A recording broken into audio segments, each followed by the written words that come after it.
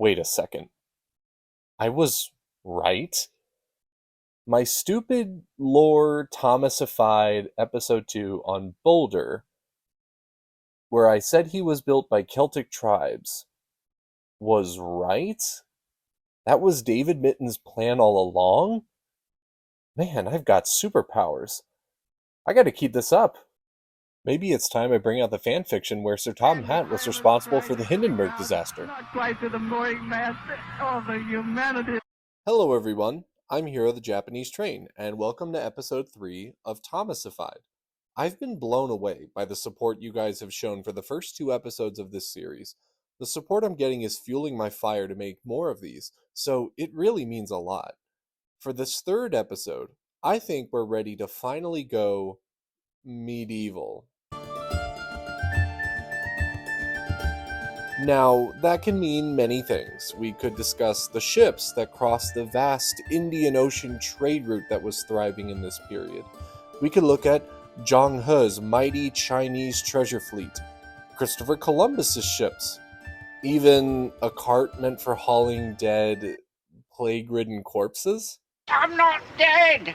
Just as a side note, when I teach about the plague, there's a source from Italy in the 14th century that refers to the mass graves for plague victims as a lasagna.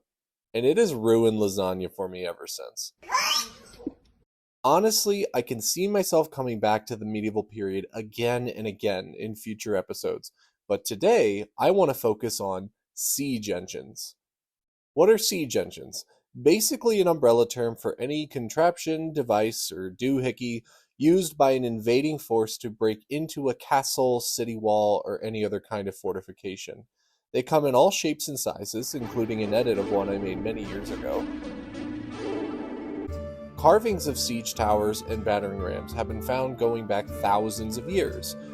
These are essentially ancient tanks. They come in all sorts of shapes and sizes, and they all have different purposes, so we have a lot of creative freedom to work with here. The amazing thing about this Thomasified series is, so far, we have hardly ever left Sodor. That's how rich the history of this fictional island truly is. I do eventually want to focus on stories and time periods that go beyond Sodor's borders, so for now though, let's keep on the same pattern and let's look at how siege warfare would have been practiced on Sodor in the Middle Ages. Audrey has provided us a wealth of names, dates, and figures to go off of in the book The Island of Sodor, its people, history, and railways.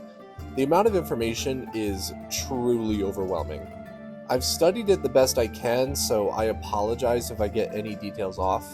Also, I wanted to give a special shout out to Sodor Island Models on YouTube, in particular his video called Sodor Before the Railways, as it was extremely helpful in my research for this episode. He deserves far more subs and attention than he currently already has, so you should all go and check him out after this video. Let me briefly set the stage for the who's who of Medieval Sodor. The brilliant part of Audrey's book, and particularly The Island of Sodor, is that many of the rulers of Sodor that he talks about were actual historical figures. Audrey was able to take the real-life history of the English, Irish, Manx, Scots, and Vikings in the Middle Ages and fit Sodor seamlessly into that timeline. Hey guys, here at the Japanese Training Post here. I also want to preface before I talk about the historical figures and say that it seems like the Audreys changed some of the details that were maybe uncertain about these historical figures to fit into an overall narrative because, after all, Audrey was a storyteller before anything else. So the names are already confusing to begin with, and I apologize for that, but um, I know Sif's been kind of controversial recently, but they actually have a pretty decent blog about the kings of Sodor that I'll plug in my references in the description. So you can cross-reference everything I said. But yeah, take what I say about the history with a grain of salt because we're dealing with a fictional world that also combines real history. So, it gets messy. Godred MacHarold, aka King Ori or Starstrider, was the first Viking ruler of Sodor who reigned between 979 to 989 CE. And he was a real guy. Just, without the Sodor part. He brought stability and security to Sodor and the Isle of Man, also creating the town known today as Peel-Godred, which is named after himself. What followed was a clash of two mighty families. King Sigurd of Sodor and Man dominated the island afterwards, killing King Ori in a battle on the Isle of Man. King Ori's son, Harold, and Sigurd's son, Thorfinn, revived the conflict in the 11th century. Sodor then fell under the tyranny of Thorfinn's puppet king, Fingal. Harold's son, Godred Crovin, aka Godred II, took up the torch and finally liberated Sodor from Fingal's grip in 1067, along with two friends from the mainland, Ulf and Thorkel. In 1075, Godred Crovin finished his conquest of Sodor. There was also a period of violence and war between the Sudrians and Scots, culminating in the expulsion of the Scots from the island of Sodor in 1078. It appears that numerous castles were built or expanded around this time. Rolf's Castle around 1070, Ulfsted Castle, ordered built by Ulf, also in 1070, and fortified walled defenses were erected in Arlesborough and Peel-Godred in 1070 as well. That's actually one of the very few mentioned castles, is the castle at Arlesborough, so I'm going to come back to that one in a bit. Peel-Godred was defended in depth from invaders. Those who invaded Sodor's western coast would have to successfully take and secure Arlesborough and then Ulfsted to have a shot at taking Peel-Godred. All three towns were besieged around this period and in later time periods. However, Ulfsted and Peel-Godred, according to Audrey, were besieged multiple times, but they never fell to any invaders. I don't think we appreciate how difficult castle defenses truly are. Personally, I blame Angry Birds and Crush the Castle for this. When I went to the UK and Ireland, I got the chance to see multiple castles. Edinburgh Castle is designed to bottleneck attackers into narrow places where invaders can be entrapped and attacked from above. Blarney Castle is similar in this sense. It looks out over the nearby valleys, so enemies could be detected with advance notice. Narrow stairways and claustrophobic corners are designed to hinder invaders as well. So, what did medieval armies have access to take down castles? For our story, I'm going to introduce us to 3 siege engines. The OG 3 railway engines, if you will. The first is Star Strider, the siege tower, named for King Ori, aka Godred I. Siege towers were often built hastily by the besieging army, sometimes while under attack by the defenders of the castle. Siege towers had to be built at least as high as the walls of the defenses they were attacking, if not even higher. They have the tough job of getting as close to the walls as possible without being destroyed. Star Strider had a warlike, go-getter attitude. He is covered with soaked animal skins to protect against flammable projectiles setting him ablaze. To reflect this rugged appearance, I've also given Star Strider a beard and mustache. Star Strider is accompanied by Ramsay, the massive battering ram, and okay, what is this? I mean, I'm the one who did the edit, but oh my god, this makes me so uncomfortable. I feel like that meme about the skeleton who accidentally built a cabinet. This reminds me of something, but I just can't put my finger on it. Oh, I don't like it. Ramsay's not even a real character, and I already want to file a restraining order. Oh gosh. Anyway, Ramsay's job was to get all the way to the castle doors and use his large iron ram to burst through them. The battering ram was always a target for falling objects dropped by the defenders above. Everything from arrows and stones to boiling hot oil and even the cookware. Crews of nearly 24 men would work at bashing the iron ram through the walls. Ramsay wanted the glory of bursting through those doors and hitting a castle where it was weakest. His philosophy is to find the door, kick it down, and go in guns blazing. Well, I guess bows blazing. swords blazing. I don't know. Oh no! Oh no! Oh yeah! The last character we'll take a look at is Gerda. Gerda was named for the second wife of Harold the Black, who was the late son of Godred I, aka King Ori, and she was the mother of Godred Crovan, Godred II. Gerda was a Viking longship. Her sail was covered with beautiful patterns. Shields hugged either side of her hull, and she had a long neck at her bow, which was topped with a dragon's head. The dragon's head was her face. I view her a lot similar to, like, Snorri the Viking ship from Theodore Tugboat. I think it would look kind of ridiculous to give her a gray face when you have that dragon head clearly put there meant to personify the boat. The year was 1078. Godred Crovan was concerned about the persistent Scots presence on Sodor's western shores. He had nearly finished expelling the Scots from the island, but there were still hundreds of Scottish hideouts in the villages and hugging the sea. Many Scots warriors had re-entered Arlesborough in secret by hiding their ships in coves near the town of Harwick. Under the cover of darkness, the Scots made their advance towards the fortified city of Arlesborough, looking to seize its castle as their own. It was the first of 3 fortified cities until the Scots would reach Godred Crovan's headquarters at Peel Godred. If Arlesborough could fall, and then Ulfstead, and then Peel Godred, the Scots would become the dominant rulers of Sodor. Arlesborough's castle walls were magnificently tall. Recently built, the stone defenses were 10 feet thick. The Scots did not have any weaponry that could smash those walls. They needed a man on the inside. One of the castle's bakers, pressed into service by Godred Crovan, worked late at night baking bread to feed Arlesborough's growing population.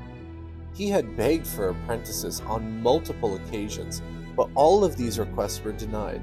All of the cooks and bakers were beyond the castle, and they were needed for Godred Crovan's campaigns to drive out the Scots and finally consolidate Godred Crovan's power over the region. Godred Crovan promised more help only when the war was won. So, this meant the baker was up at 3 a.m. baking loaves. His eyes were red from sleep deprivation.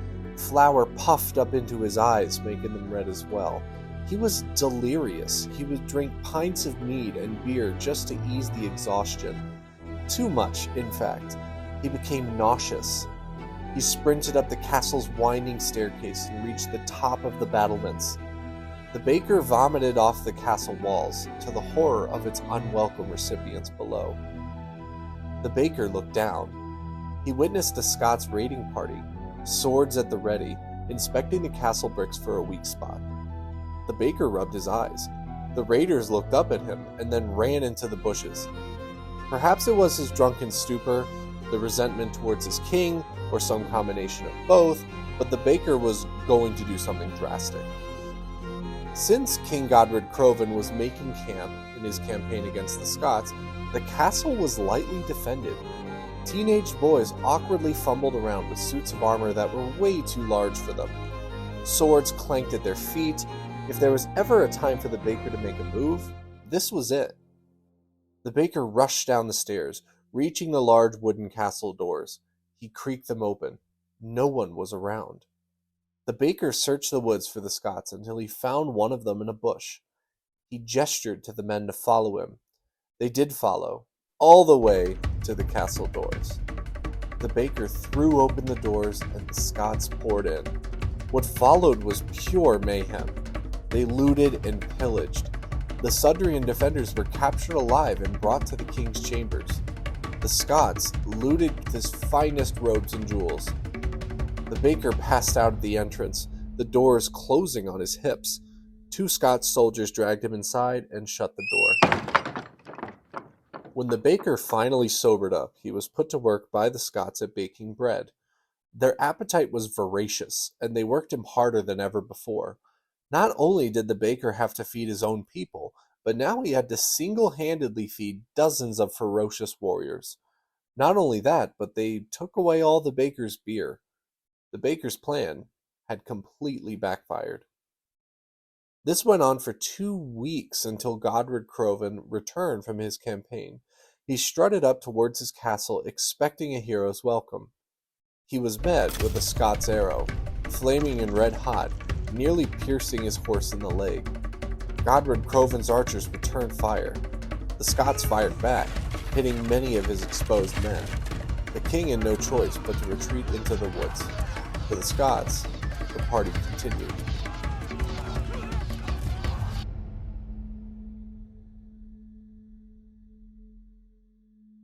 They must be driven out, Godred Crovan proclaimed, slamming his fist on the table. His army had made camp for the night, preparing their next move. Never have I been so humiliated.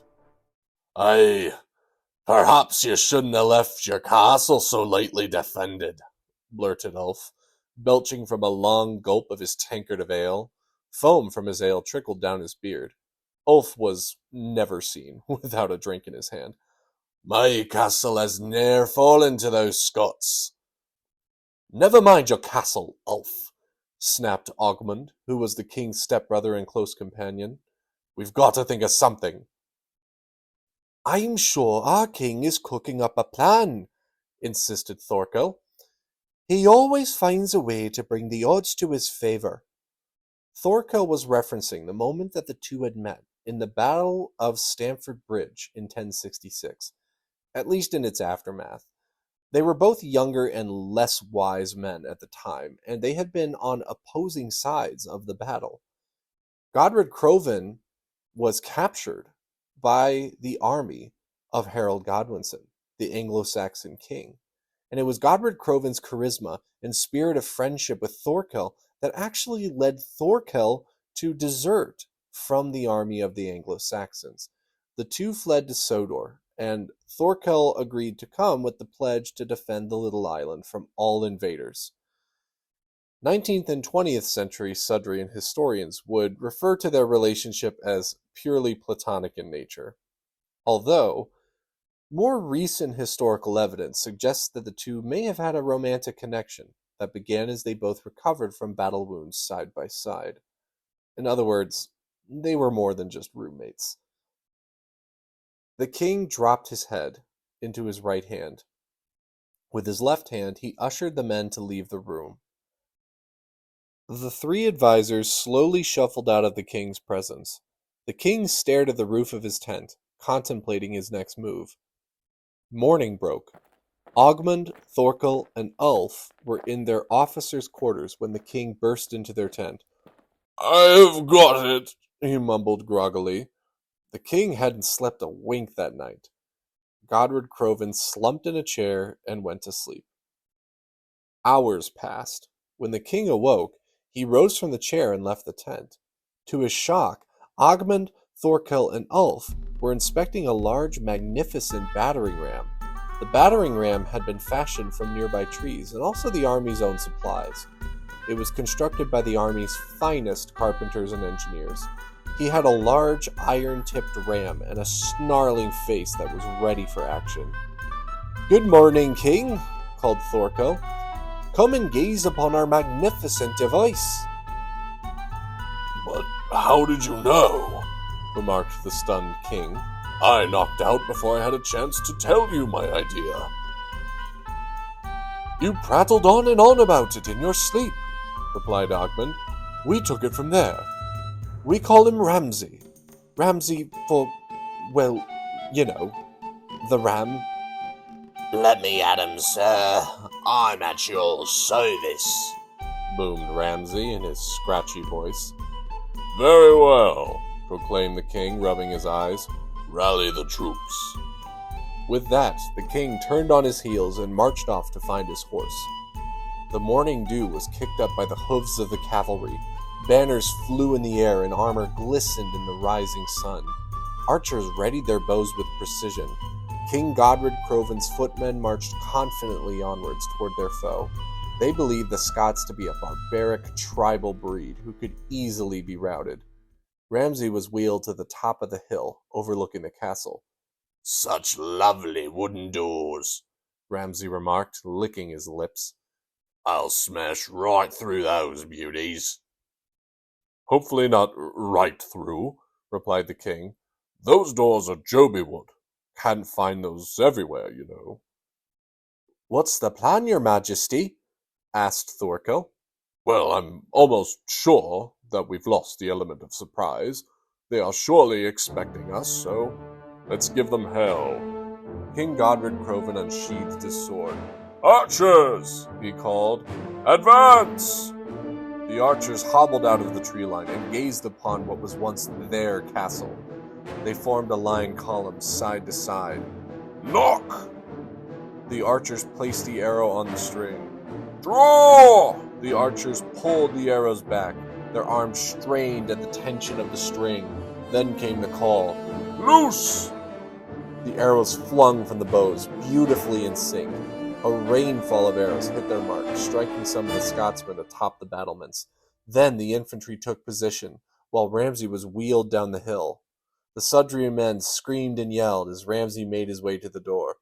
Make way! Out of my path! Ramsay roared. His iron tip gleamed in the sun, hungry for splinters. The archers cheered behind the men, pushing the battering ram forward. Godred Crovan watched with interest. Then Ramsay slammed into the massive doors with a loud crack. It seemed as if the entire earth shook. Birds scattered from the trees, and dust flew everywhere. Ramsay groaned. That door's tougher than I thought. The door had a single dent, barely more than a scratch. Ramsay blinked with confusion. I told you, mumbled the king. Joby would. Give me another go, Ramsay bellowed. Again, called Thorkel. Come, Ramsay, bash them into splinters. Ramsay was wheeled up the slope. The infantry gathered behind him, eager to bash the doors and reclaim their castle. Then the carpenters let him go a second time. Ramsay barreled forward, even faster this time. He hit the doors with a mighty boom. Timbers creaked, but no collapse. Little did they know, the Scots had barricaded the door on the other side. Just then, a thick Scottish brogue shouted from atop the battlements, Hornets! From the ramparts, cauldrons tipped. Boiling hot oil flowed down onto the Sudrians. The air was filled with the sound of sizzling, popping, and the screams of the scalded Sudrian men. Men ran in terror. Mind my eyes, called Ramsay. I'm seasoned like a roast. Retreat, called the king, tugging at his horse's reins. Back to the forest! The Sudrians scattered in panic. The archers nearly tripped on their bows. The infantry staggered about, slipping on mud and oil. Their armor weighed them down significantly. The heroic carpenters, not wanting to see their machine lost, dragged Ramsay up the hill, while under fire. Ramsay steamed and sizzled with anger. The carpenters doused him with water as best they could. The Scots roared in triumph, banging their shields and raising all sorts of noise. The Sudrians retreated in shame. The king clenched his jaw as he glared at the battlements fading into the distance. The siege would be longer than they thought. That's not a happy ending, cried Percy. Shut up! Morale was low. The Sudrian army marched several miles, eventually reaching the mountains of Galbidagan. Sudrian for the Devil's Mouth. A fitting name for the predicament of these men. It was here that they regrouped and made camp. Godred Crovan dismounted in a huff. His men avoided making eye contact with him. They hold the castle still, Thorkel said grimly. Oiling oil, muttered Ulf. What barbarians? Barbarians? Sneered Ogmund. We're the ones living out in the woods. They're not barbaric, they're clever. We've been outwitted again. We're living like beggars. They've got my best ale over at yon castle, Ulf said grimly. Tears formed in his eyes. I'll never see it again now. Meanwhile, Ramsay was being washed with a bucket bath. The oil slicked off of him in big globs. Give me a day to dry, and I'll come knocking again. Don't count me out yet. The wounded were tended to, armor was repaired, and blades were sharpened. The men's tempers began to cool in the morning air, but not for long. We cannot sit and lick our wounds forever, Ogmund grumbled, pacing along the rocky ledge that overlooked Arlesborough Castle. The Scots grow stronger each day, and if they are not driven out... Ogmund watched the vultures fly overhead, wanting to pick off their wounded. If only we could pounce from above, Ogmund murmured to himself. That's it, said the king, rising to meet Ogmund. We must think boldly, dear Ogmund. Fetch the carpenters and engineers. We will pounce from above. The carpenters and engineers worked through the night. A symphony of hammers and axes filled the night sky. Using timbers and beams, they built a mighty structure. The frame towered over everyone. As the night went on, the tower rose higher and higher. It felt as if the tower would reach all the way to heaven. At the break of dawn, he was ready. A titanic siege tower was the first sight the men awoke to in the morning. He was clad in soaked animal hides, dripping like some great wet beast. The soaked hides would prevent him from catching fire. The siege tower had a shaggy, scraggly beard and mustache like some sort of grizzled warrior. His eyes glowed with determination. He spoke in a loud, booming voice. Behold, he roared, I am Star Strider, built by Sudrian hands and sworn to King Godred Croven, the one true and just king. Onwards to victory! Banners unfurled from either side of Star Strider's face, bearing the standard of King Godred Croven. Show off, muttered Ramsay, but secretly he had to admit that Star Strider was magnificent. With my hides drenched in water, I fear no flaming arrow. Let the Scotch try to rain down stones upon me. I will rise higher than them still. Where Ramsay had failed to get you into that castle, I will stride to those battlements, see what I did there, and make them rue the day they crossed the path of King Godred Croven and me, his most loyal and worthy. I think they get the point, scoffed Ramsay. Godred Croven raised his sword towards Starstrider. This castle was built by Sudrian hands, and only Sudrian hands can bring it down. This castle will be ours once again. Roaring applause and cheers greeted the king's remarks. The men banged their shields and stomped their boots until the reverberation shook the mighty caves and mountain slopes of Gobby Dagan. The two mighty machines rumbled as they were wheeled towards Arlesborough Castle. Ramsay was repaired and polished. Starstrider, banners flying, trundled behind. King Godred Croven sailed aboard Gerda, his favorite longship, to observe the battle from the seas. He could see a full view of the castle from the water. Gerda narrowed her eyes in deep focus as she watched the Sudrian advance through the trees. Starstrider began to grow impatient at Ramsay's slower pace. Is this all you've got? No wonder we haven't taken this castle yet. Respect the ram, Ramsay scoffed. It's a heavy piece of equipment. The soldiers began to lose their grip on Starstrider as they made their way downhill. The ropes began slipping through their hands. We've got a battle to win, Ramsay. Come on, come on! And then there was trouble. Starstrider rolled along without the soldiers, ramming Ramsay from behind. Oi, watch it! Yelled Ramsay. Ramsay barreled towards the castle door, being shoved by Starstrider. Charge for the glory of the king! Boomed Starstrider. Fortunately, the angle had already been aligned before Starstrider became a runaway. Ramsay was headed dead on towards the target. With another loud boom, Ramsay struck the door, and then Starstrider rammed into him behind him. Once again, the door hardly budged. Starstrider was carried forward by the momentum. He began to squeeze Ramsay into the castle doors. Ramsay felt his nails pop, and his wood began to groan. Careful! I'm going to be splinters if you advance any further! Yelled Ramsay. Quiet, it's just a few feet more!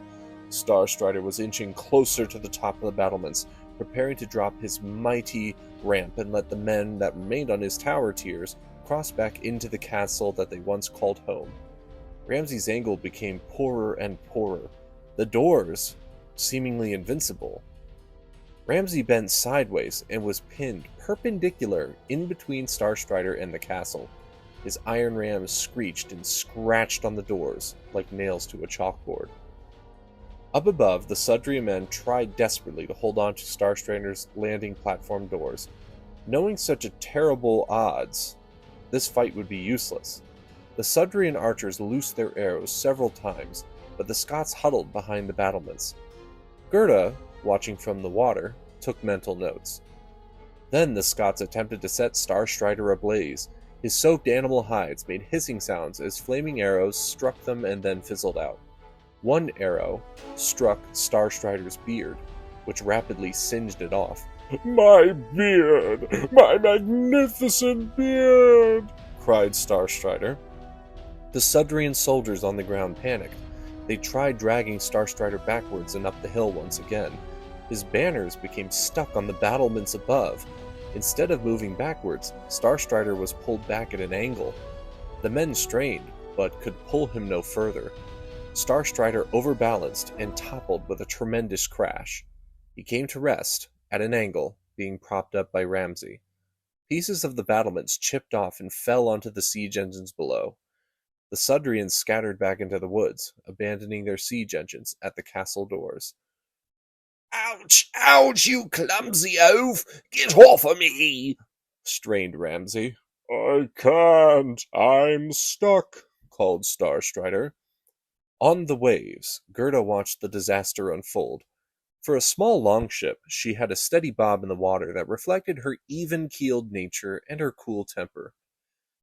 This cannot go on, your majesty. The door holds, the walls hold. The king rubbed at his beard. I know, they are mocking us. And now they have my machines. We will have to build new ones all over again. We do not need those buffoons. There is a better way. The king frowned. And what may that be, Gerda? With a great stone thrower, Gerda said firmly, we can take down those battlements and turn them into rubble.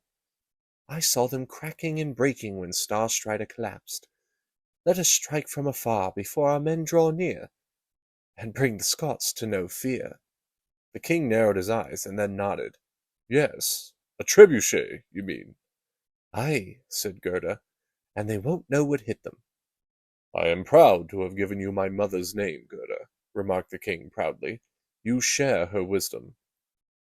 Later that night, at Gobbydagan, the carpenters and engineers worked sleeplessly to build another war machine. They cut timbers, twisted ropes, fashioned weights. When dawn broke, a massive trebuchet was revealed, casting shadows over the camp. She opened her eyes after a slumber. She made calculations and spoke them aloud to herself. Large tree, striking angle 67 degrees. Boat at sea 55 degrees. Castle 49 degrees. The carpenters had named her Angela as a pun on the angles that she continued to murmur under her breath. Angles were comforting to Angela. They were concrete numbers, set in stone. They couldn't change. This made a world that was very chaotic much more predictable.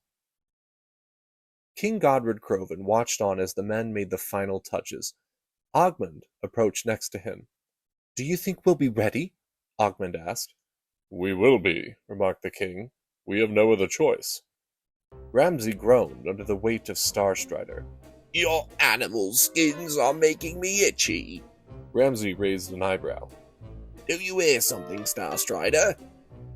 Before Starstrider could hear, a large stone slammed into the castle wall just beside them. The siege engine screamed. The Scots awoke from their slumber, shrieking as the Sudrians loaded another stone. One stone even smashed into the kitchen, ruining the baker's tools. Angela flung stone after stone throughout the day. The Scots were helpless against this long-range weaponry. She altered her angle after every shot. One by one, like whack-a-mole, the battlements fell. The Scots archers no longer had decent cover. The wee castle looks like it's had a shave, remarked Ulf. Stones landed all around Starstrider and Ramsay. Don't move, called Ramsay. Now that I can be smashed by a stone, you don't have a problem with me leaning on you, eh? Said Starstrider. No problem at all, chuckled Ramsay nervously. We're pals, you and me. One stone struck the battlement that Starstrider was stuck on. Starstrider sunk down even lower, his roof smashing into the doors. The doors swung open. Now, roared King Godred Crovan, raising his sword. Charge! The Sudrian archers loosed simultaneously. The Sudrian infantry advanced rapidly. The Scots archers were struck down in the open. They no longer had any good cover.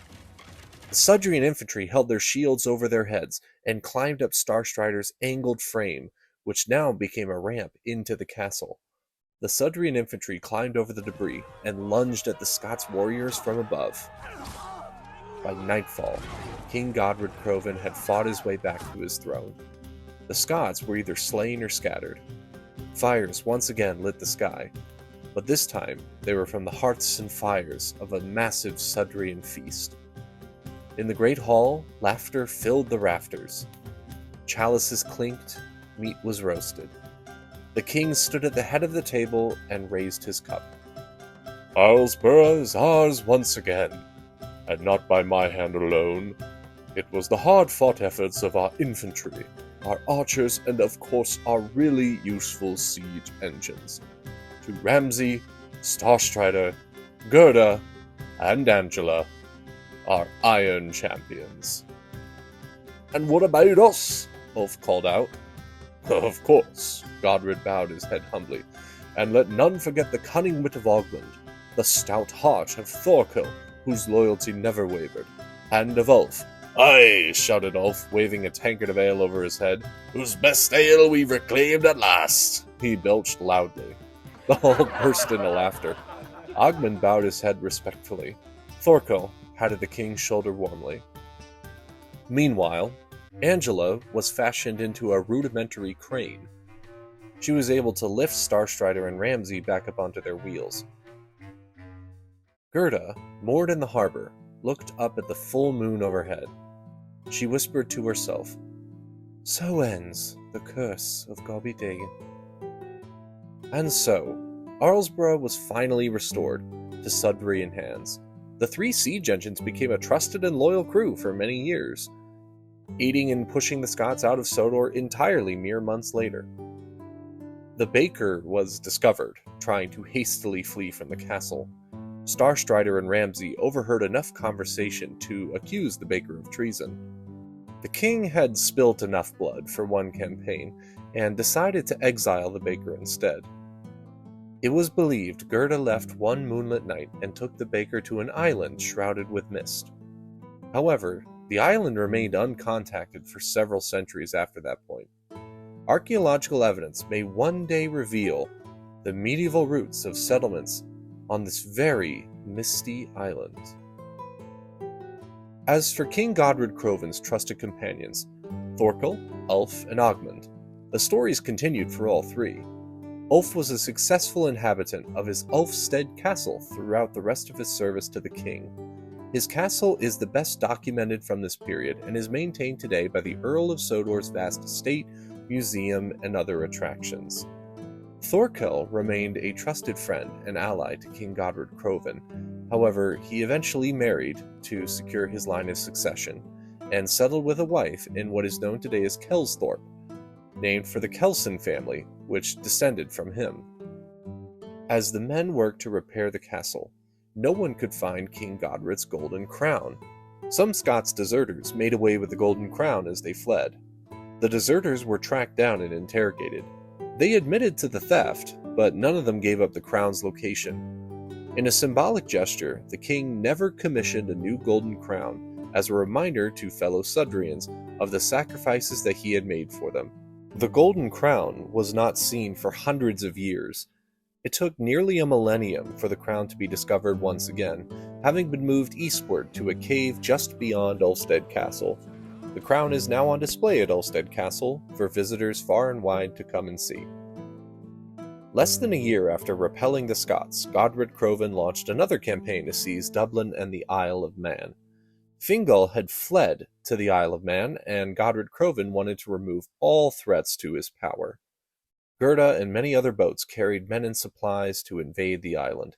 It all came to a head in 1079 at the Battle of Sky Hill, where it is believed that Fingal was killed in this battle.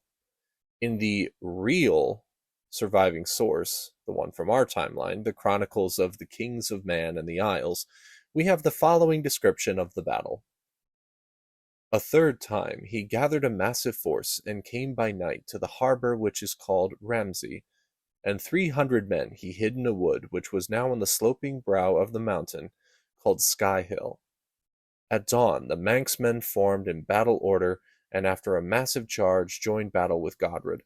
When the battle was raging vehemently, the 300 rose from their place of hiding at their rear and began to weaken the resistance of the Manx men and compelled them to flee. Now when they saw themselves defeated without any place for them to escape to, for the tide had filled the riverbed at Ramsey and the enemy were pressing constantly from the other side, those that were left begged Godred with pitiful cries to spare them their lives. Moved with compassion and taking pity on their plight, since he had been reared among them for some time, he called off his army and forbade them to pursue them further. To the heartbreak of Godred Crovan, Ogmund was also struck down and killed in this battle. At Ogmund's funeral, the Ogmund Saga, a fictional invention of the Audreys, was sung in its entirety to commemorate Ogmund's life, but also to trace his warrior lineage back through Sudrian history to his grandfather, also named Ogmund, who fought alongside Godred MacHerald, the Godred I, aka King Ori that I mentioned earlier. Almost 2 decades later, King Godred Crovan, along with Thorkel and Ulf, successfully repelled 2 Norman invasions of the island of Sodor in 1089 and 1094, with the latter of the two taking place around Harwick and Arlesdale. Angela launched projectiles from Crovan's castle in Arlesborough at the invading boats. Gerda led her fellow longships as they fought on the waves. As for Starstrider and Ramsay, the two stayed inside the walls. Without anything to besiege, they couldn't be really useful siege engines. King Godred Crovan died in 1095, leaving behind an incredible legacy of Sudrian bravery and going down in history as one of Sodor's most important historical figures. Godred Crovan's white gauntlet gloves, which may or may not have really existed, are featured on the Sudrian coat of arms. And there you have it. I'll be honest, my brain hurts after this one. There was so much to research, and so much of the information I found from the actual history of the region was either inaccurate or incomplete. It was no small feat for the Audreys to try and connect this history to the Thomas universe, and I have a lot more respect for the kind of work that they did, even though I already had lots of respect for it going in. Even reading the real historical sources was tough, as not all the information lines up. In the business of history, there are so many sources that are heavily dependent on unpacking an author's bias. They want to portray a battle or a certain ruler in a certain way, or we are talking about details that are hundreds of years after the fact, being written about by someone who wasn't there. Much of the history is up to interpretation. I'll leave a link to the real Chronicles of Man and the Sudreys in the description below so you can come up with your own conclusions. It was written 200 years after the real Godred Crovan died, so I would caution you to take the information with a grain of salt. I did try my best to get a balance of authentic history, using the lore written by the Audreys and characters and plot points that I made myself, along with the actual historical figures. I was not expecting the story to get this long, but I think the story was well worth it in the end, and I hope that was the same for you. I hope you've enjoyed the 4 new OCs as much as I've enjoyed writing them. What are your ideas for the Middle Ages in the Thomas universe, and what time period should I cover next? Please like, share, and subscribe to keep this Thomas series alive.